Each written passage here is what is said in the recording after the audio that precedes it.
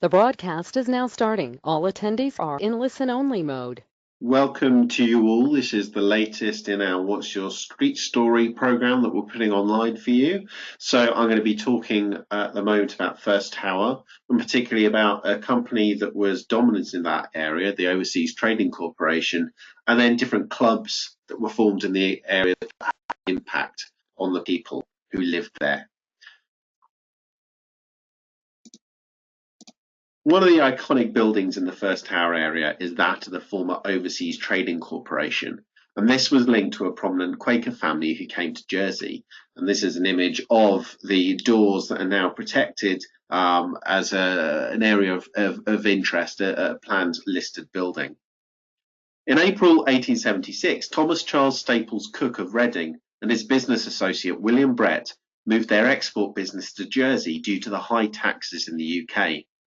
They dealt with many commodities, including bulk China teas, silk, cutlery, manila hats, and footwear.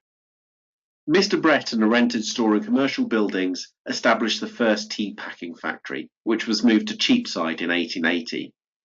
The tea was sealed in tins supplied from Reading, with labels, tickets, and wrappers, also from England. In 1884, Mr. Cook's brother-in-law, Joseph Walker, succeeded Mr. Brett in the running of the business in Jersey. Mr. Cook died in 1890, and thereafter Joseph Walker controlled the whole business with the help of his 5 sons, William, Frank, Joseph, Ernest, and Thomas. Most of them spent some time in Buenos Aires, Argentina, and built up a great deal of goodwill there for the renowned brands of tea sold throughout the country under the proprietary name of Taysol, registered in 1888 by Mr. Cook. As a result of the growing size of the operation, and a desire to expand further, the factory moved from Cheapside to Sunworks First Tower and became a limited company in 1901 under the name Joseph John Walker and Sons Limited. The Overseas Trading Corporation Limited came about as a result of a merger between J.J. Walker and Sons Limited and W.H. and F.J. Horniman in 1920 after a chance meeting on a boat between Thomas Walker and William Douglas, a managing director of Horniman's. This company bought the export tea business of Horniman's and their associate company, J. Lyons & Co. Limited. The company was reformed into the Overseas Trading Corporation 1939 Limited after further expansion, with Lyons as the dominant partner. Managing Director Melville Walker, anticipating war, removed the books and records of the company to London prior to the occupation of the Channel Islands. An office was set up at the Horniman premises in Shepherdess Walk, Islington, in order to continue operating at that time. During the occupation, the German forces, realising the value of tea and grain, made the OTC warehouse into the main store for tea and grain in the island. By carefully rationing this tea and grain, was made to last for the duration of the war. The Sunworks remained in OTC's possession, and the depleted staff served the community in various ways, including the running of a communal soup kitchen. In 1947, export from the OTC were resumed, but on a much reduced scale because of the continued rationing. In the 60s and 70s, the company, as part of the Lyons Tetley Group, began to use the latest machinery to blend and pack tea for export to approximately 100 countries. OTC also went on to act as an export agent for the Lyons Group, selling coffees and biscuits to all parts of the world. You can see here some images from the JP archive of the Lieutenant Governor at the time, Desmond Fitzpatrick, and his wife visiting the OTC warehouses at First Tower. The overseas trading company Sunworks First Tower eventually closed in 1992. The building is now owned by the States of Jersey. However, that wasn't the end of the Overseas Trading Corporation Limited influence in the First Tower area. As I mentioned, Joseph Walker was a Quaker, and he and his family were extremely concerned with the well-being of his employees and the area in which they worked. He and his business endeavoured to make the lives of his employees and those in First Tower better.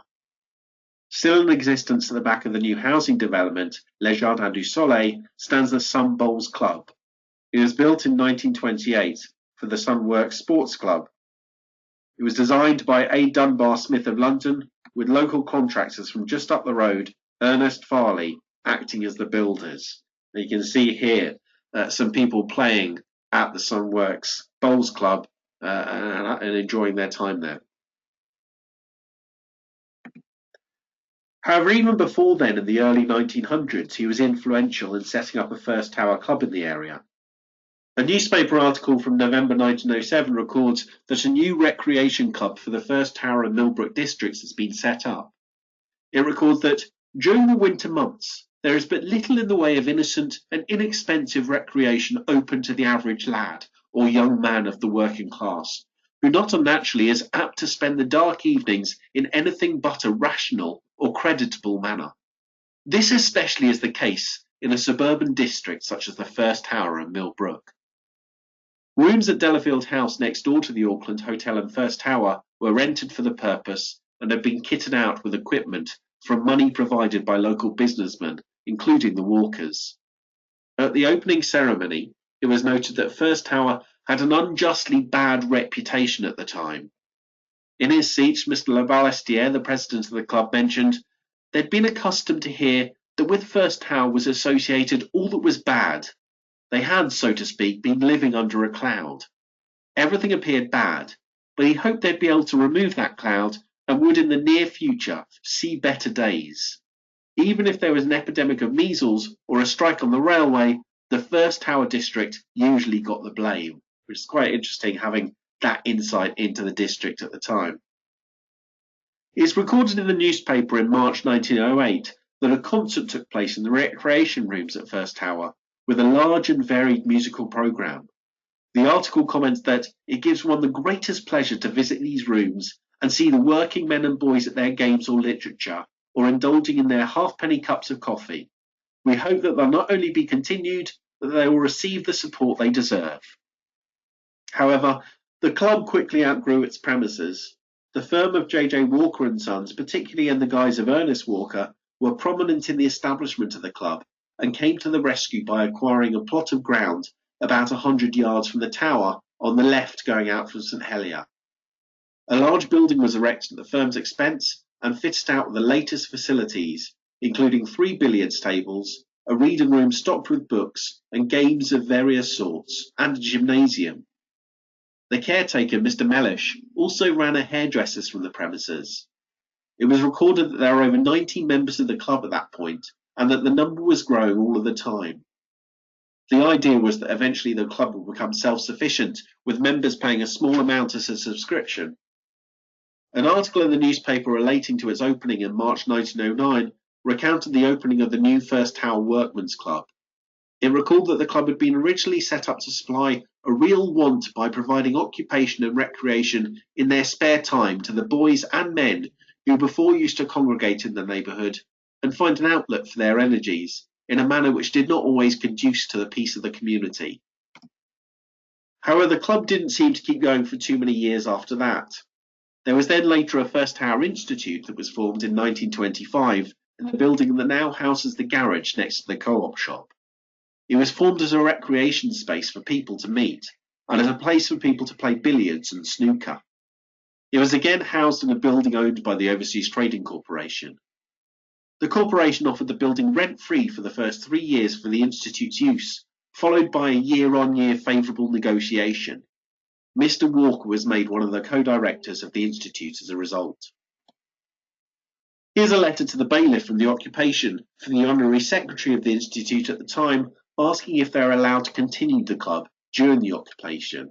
And you find these kind of letters within the bailiff's files from the occupation. People had to register if they were members of clubs and had to record the fact that their rules and what they were doing at that particular time. And here's an image from the JP from 1950 of a fire engine outside of the Institute, showing exactly where it is, with the tower just about visible on the right-hand side of the picture. In 1961, the First Tower Institute moved from the premises on St Albans Road to La Route-Noe, where it still remains today. And here are some images from the JP of the building when it was first opened in September 1961. Also in the area, a miniature rifle range was set up. Entitled An Ingenious Innovation, an article from the JP of 1907 recounts the fact that a club had been set up the previous year in the First Tower area. It says that the range had been set up in part of Mr. A.J. Dissencoir's large store, beginning with 2 ranges of 10 and 15 yards under the same roof. However, the club was ambitious and wanted a large range to be available for members. There was one problem. The store in which they are based didn't have the space for a 25-yard range. Not to be perturbed by this, and not wishing to find new premises, the club came up with an innovative solution. There was a trapdoor made in the side of the wall, and there was a trapdoor built into the next door building, which had formerly been a forge, which also belonged to Mr. Dissencoir, and the targets were placed in the neighbouring building. Obviously, hopefully you see an issue with this, the fact there was actually a private roadway between the 2 buildings. So apparently whenever shooting was taking place, boards would be placed at either end of the roadway so as to prevent people passing by. Well, it does sound slightly worrying. I mean, you do hear nowadays, is health and safety gone mad in our modern world, but I think a little bit of health and safety goes a long way. And that makes me slightly nervous, the fact that there was a range in one building and there was a road and then it went over to the other building is slightly worrying. The club actually had to quit the range by 1909 and settled at a new range in Patriotic Street at that time, although this wasn't because of a tragic shooting incident gone wrong, so nothing actually happened in the end, even though my worries. There was also for a number of years an annual sports day that was held on a field near the railway station at First Tower around the day of Queen Victoria's birthday in the 1890s. This used to be exceedingly well attended, with bands playing throughout the day and a multitude of events, with some rather amazing prizes for the winners and runners-up. For example, in 1892, the winner of the flat race for amateurs won a sardine box, the second prize was a meerschaum pipe, and third won 3 bottles of sherry. The winner of the half-mile flat race for amateurs won a lamp given by Mr. Galachon and a silver pencil case. Second got a box of cigars and 2 live rabbits. And the third, breakfast cruet. And then perhaps my favourite, the winners of the Siamese race, which I'm guessing was a 3-legged race, won a silver-mounted walking stick. Just one, mind. Second got a scarf pin and 2 cakes. And third won a pair of live pigeons. I don't know how long they were alive after they were gifted in this way, but that'll be left to your imaginations. So thanks very much for listening once again to one of our brief summaries from What's Your Street Story, and please do listen to some of the other ones that we have available on our website. We're trying to make more and more available all the time. Thank you.